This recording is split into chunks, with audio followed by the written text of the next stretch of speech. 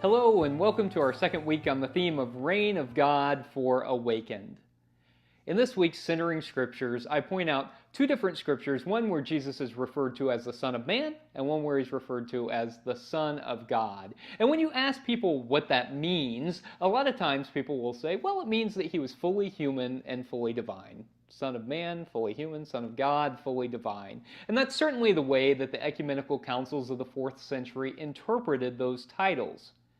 But I don't think that's what was meant historically.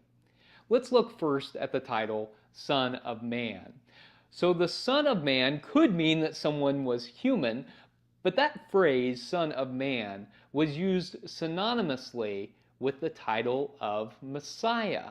So the Hebrew word is Mashiach, and the Greek word is Christos, so Messiah and Christ. And those mean anointed one because the Messiah, the Christ, the Son of Man, was supposed to be a warrior king. An anointed one is a king. So a warrior king who would overthrow the powers that be. In Jesus' situation, that would have been the Romans, the powers that be, and reestablish a unified kingdom of Israel on this earth, which the Messiah would then rule. That was the hope. The Judeans were tired of being ruled by oppressors, by outsiders, and they wanted self-rule. And the Messiah was supposed to lead a violent revolt and make it happen.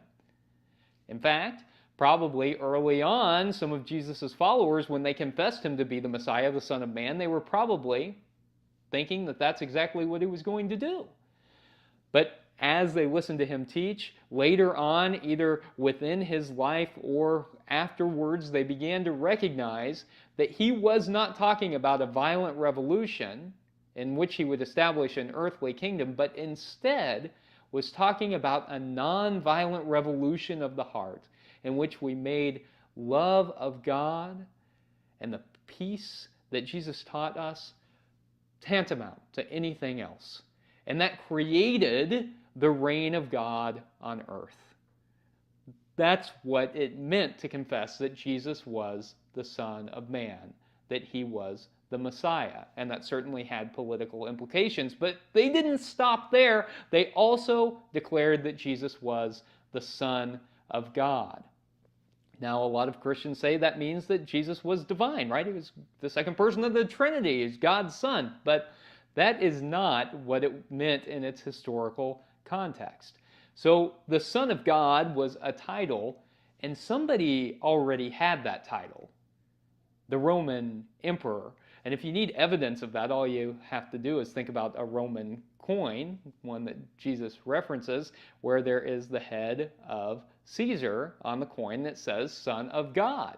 So Caesar was seen as the Son of God. And in fact, people were supposed to confess Caesar as a God, as the Son of God, the one through whom they knew God. But Jesus' followers were saying, no, it's not Caesar through whom we know God.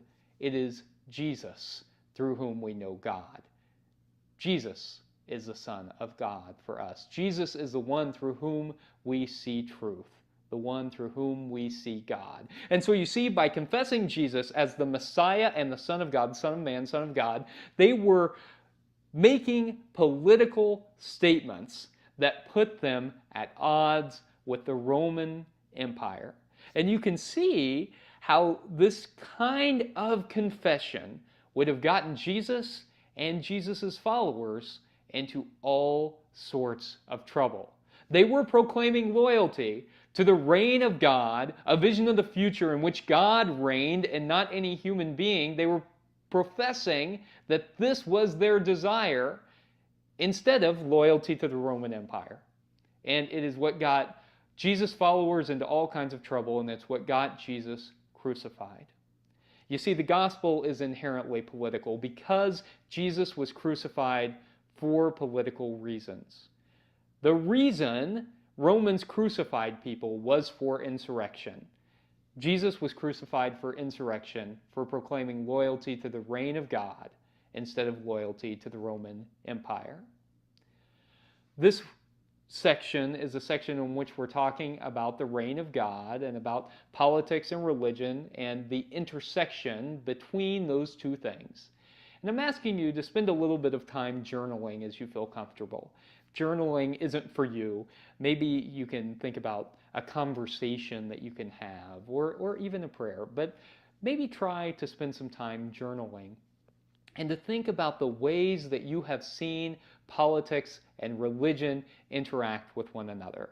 Think about the ways that you've seen that happen in a positive way and ways that you've seen that happen in a negative way. I can think about positive interactions between religion and politics. I think about folks like Martin Luther King Jr. or William Barber, who have called upon the ethical teachings of Jesus to make us realize our common humanity, to care for one another. And then I can think about negative ways that religion and politics have intersected.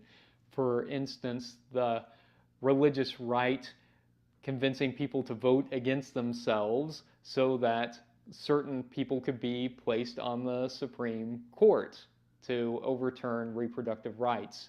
So I think that there are ways that religion and politics have come together in very helpful ways, and some pretty clear examples of when religion and politics have come together in very unhelpful ways. But think for yourself. Journal about the ways that you have seen religion used in the public square and how that has made you feel.